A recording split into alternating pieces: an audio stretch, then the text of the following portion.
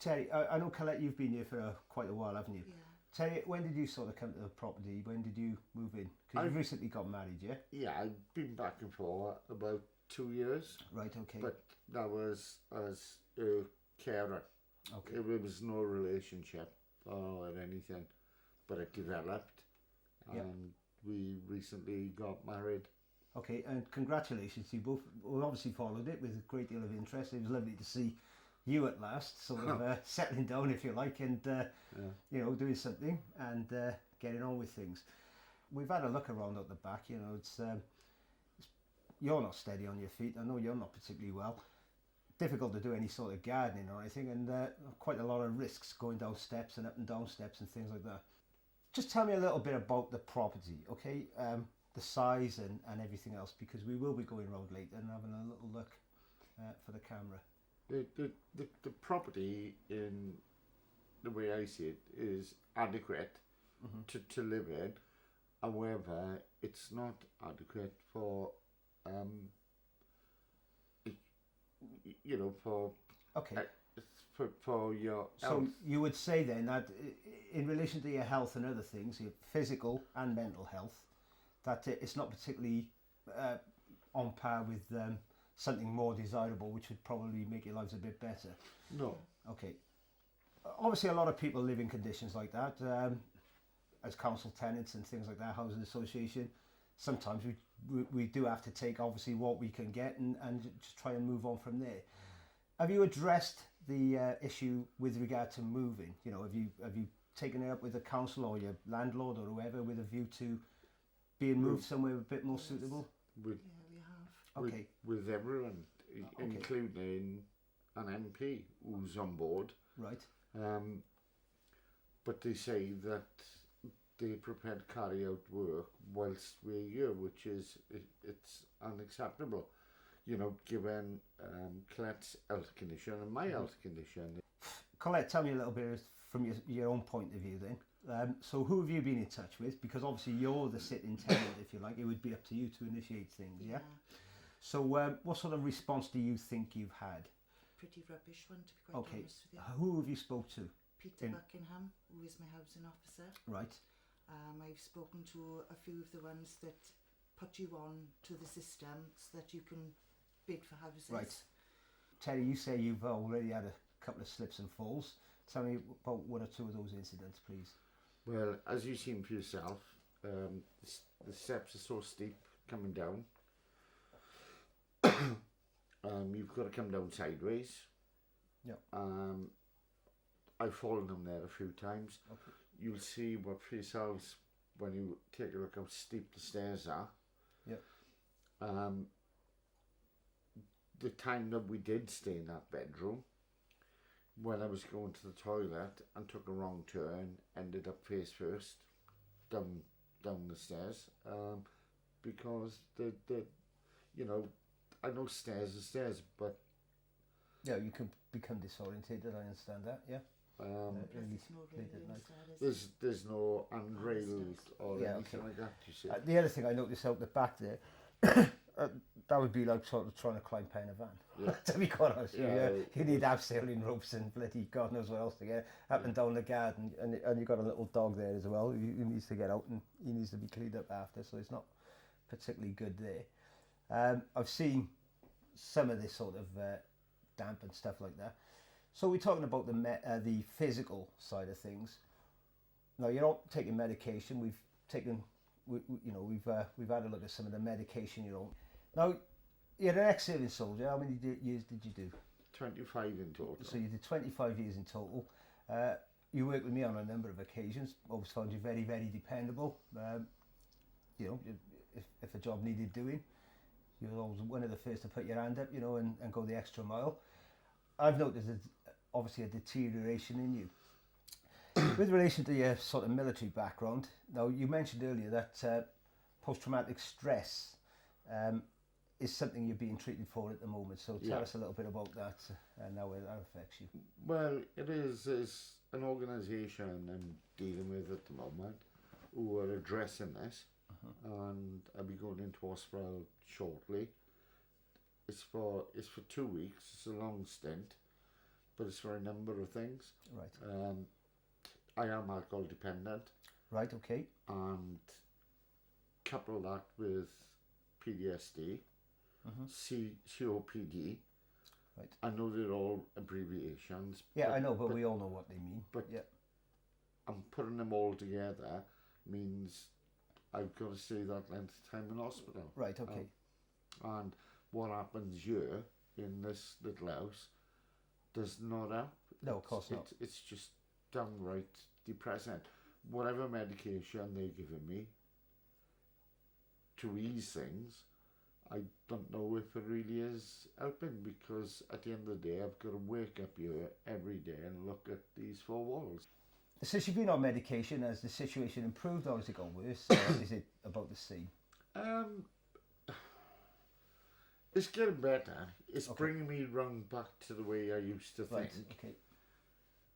But I don't know about the medication, because as I told you, I don't like taking it. I don't suppose anyone likes taking medication. But I don't know. Terry's out in the kitchen at the moment, not feeling particularly well. He did say that could possibly happen. So if you hear him coughing, we've included that in the video footage, because it is apparent. We could probably be sat here all day waiting for him to finish, but Colette advises us that it could go on for a while. So he's obviously suffering. But Colette, tell us, how is life with Terry? You've been together for quite a few years now, Yes. so you know each other inside out. Yeah. How does that impact on you as well with your health? It's very, very difficult. Yeah. Very difficult. So you struggle along with yourself. So what sort of things are you suffering with? I've got bipolar. Okay. I suffer with severe anxiety and panic attacks. Okay. I get very, very stressed, very quick and very easy. Right. Very emotional. And sometimes I don't even want to go outside the door. Right. Okay. So that doesn't help. Even if you want to get out and have a bit of fresh air, maybe do a bit of shopping, that can be sometimes difficult itself. Yeah. And you know, if you're going out anyway, does Terry normally accompany you, or? Yeah, usually Terry, and if he's unwell, my daughter. Okay. You know, like doctor's appointments and things like that, she will come with Right. me. So you're pretty dependent on Terry, and I dare say it to some degree he's dependent on you. Yeah. So he needs to be in better shape, and so do you, don't you? Yeah. Yeah. All right. Okay. Well, don't worry about it.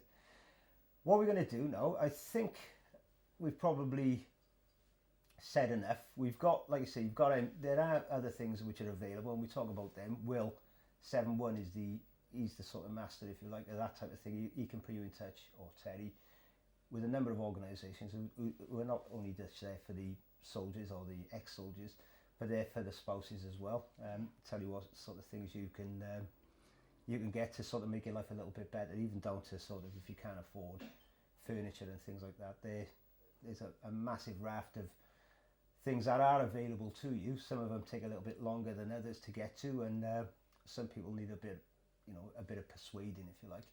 But certainly from Healing the Wounds, our organisation, we will do everything that we can do to put those people in touch with yourselves to get you moving. There's only so much we can do. Yeah. And you'll have our full support throughout. Right, well, Coops is back with us now.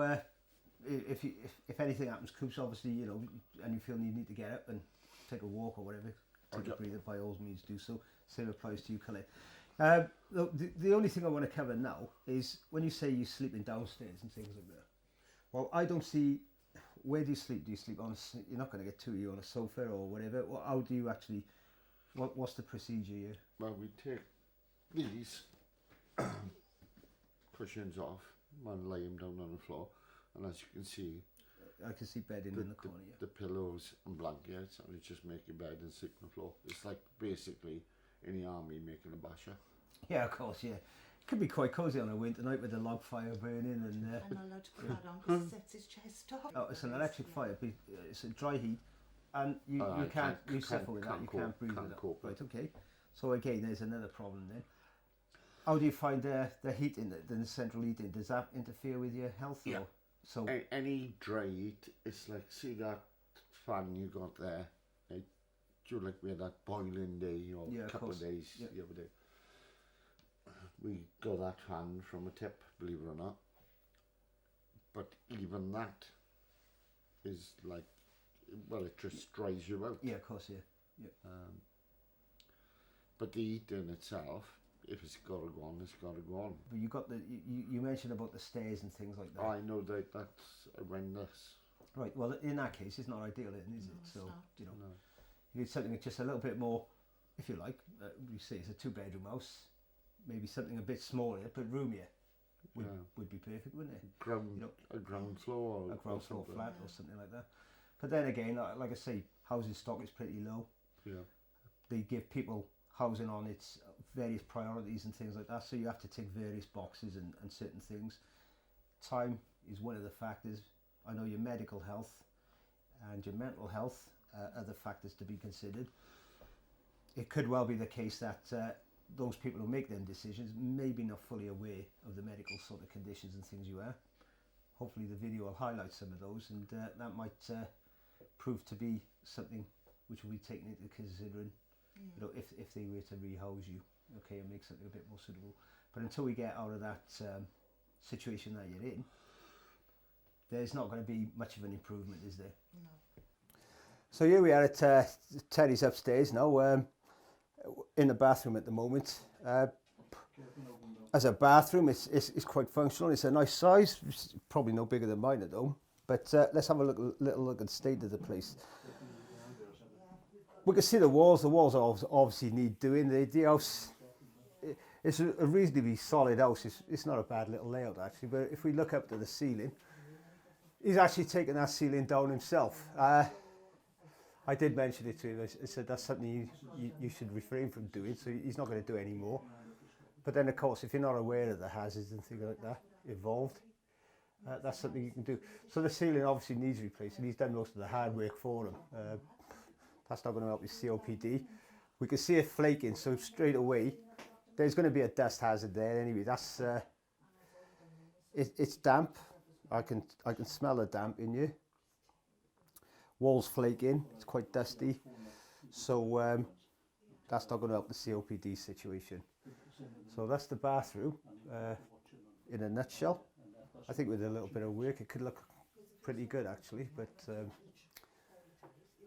as it stands at the moment it's certainly not somewhere I'd like to sit and soak for any period of time. Well, I didn't negotiate them with any great deal of sort of style, if you like. But as we can see, once we get to this level, then we can go upstairs another flight of steps, 3 steps in total, and 3 steps that way. So we got this small sort of area. Great house for a gang of kids up and down the stairs, running around, having a ball.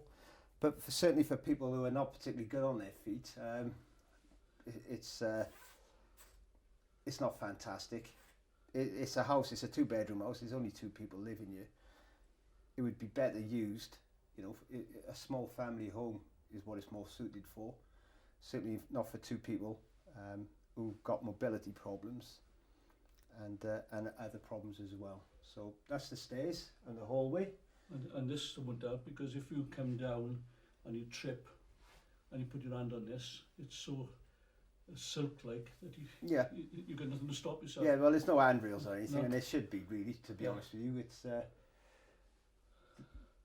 It's quite a drop.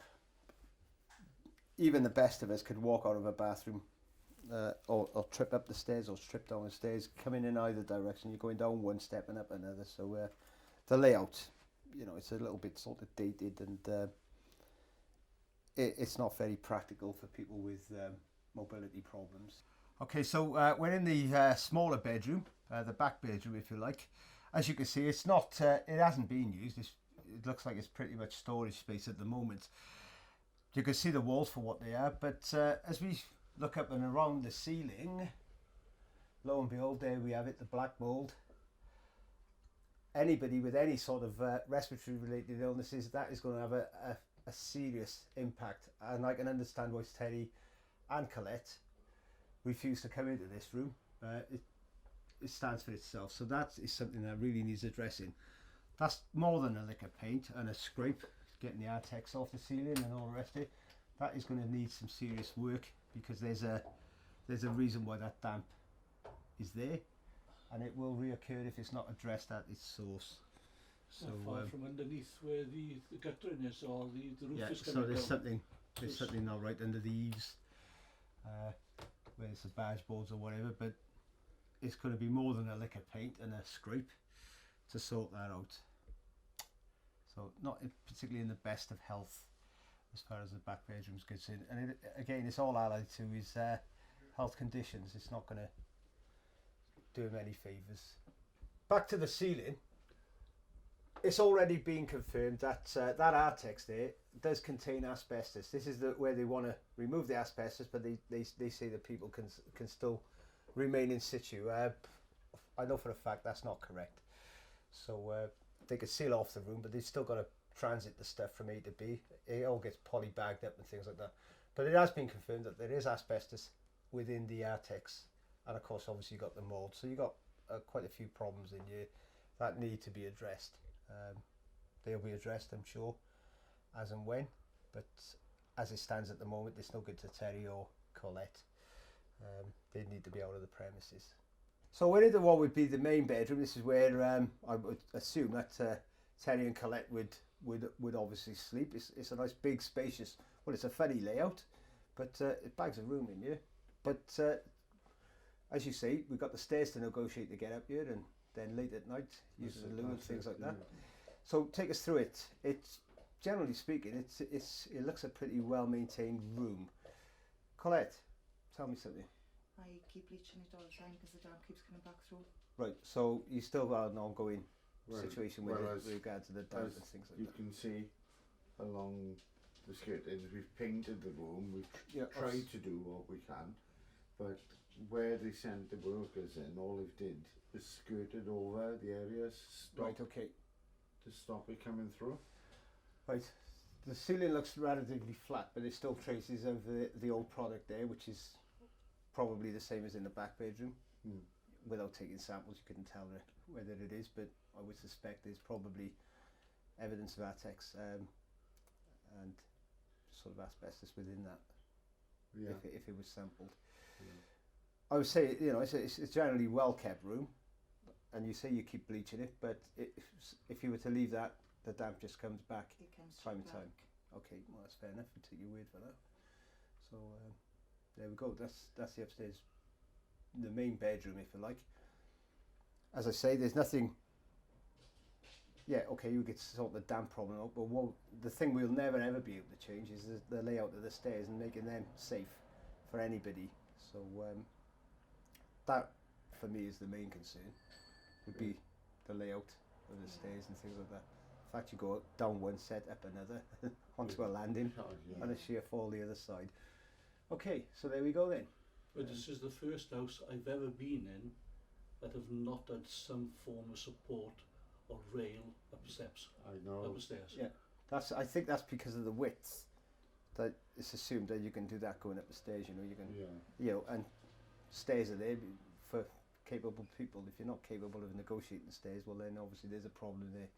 So that's why you're a lump on my head. I can see your lump.